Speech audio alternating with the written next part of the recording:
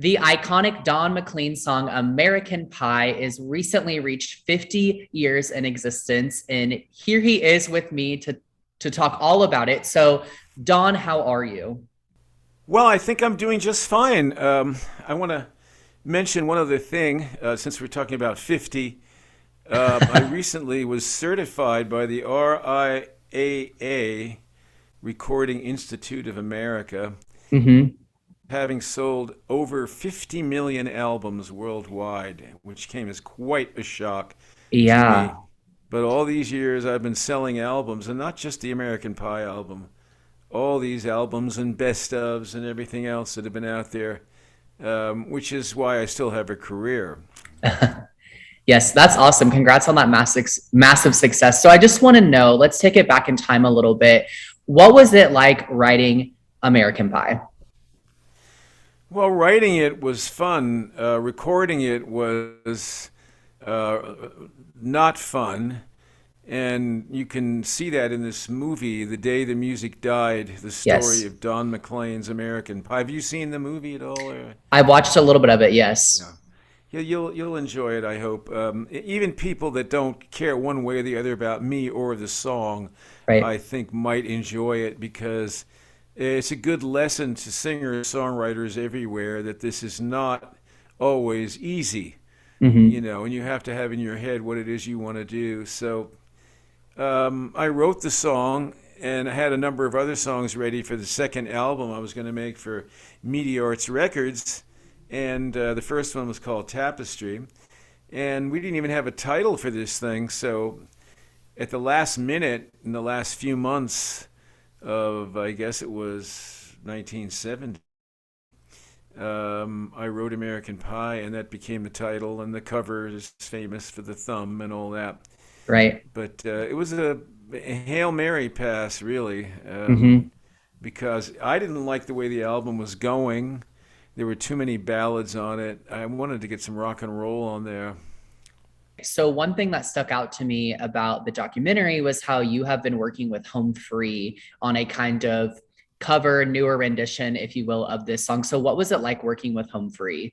Well, they did it all themselves. I just uh, inserted myself into the video and sang some in that, and that got a lot of rave reviews from country fans, and Right. a lot of very nice things were said about me in the comments, thousands and thousands of comments about the fact that I could still sing, which is nice. And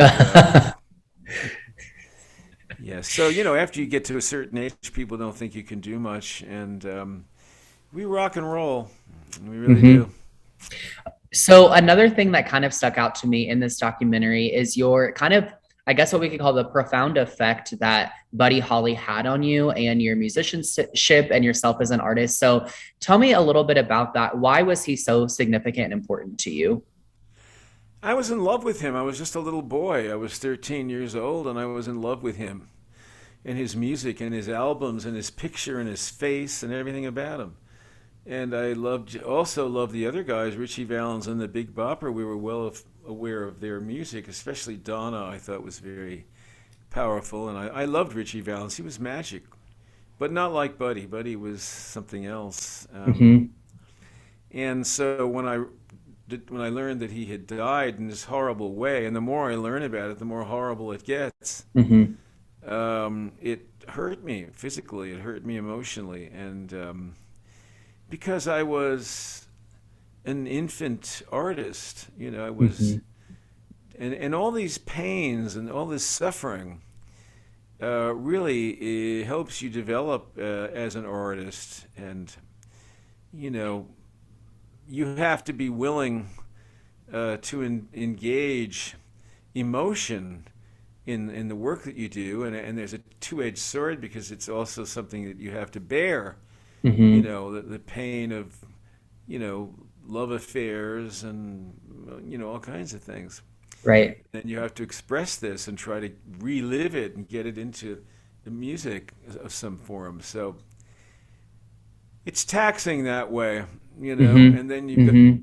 get out in front of an audience and see what they think about it, and It's also Right. personal, you know. I mean, when you succeed, and fortunately I have succeeded, but 99% of the people that try it do not succeed. And Hmm. it's a personal rejection. Hmm. I think one of the biggest fears that I had was that I would have accomplished nothing, that I would never have made a record, that I would have lived an average life somewhere in a job or two or three someplace, Hmm. and that I would have maintained relationships with guys and girls who would say, "Oh yeah, come on over and bring your guitar. Didn't you want to be a singer once?" You know, this Mm, kind of stuff. Was yeah. not going to happen to Don McLean. That's Okay, right.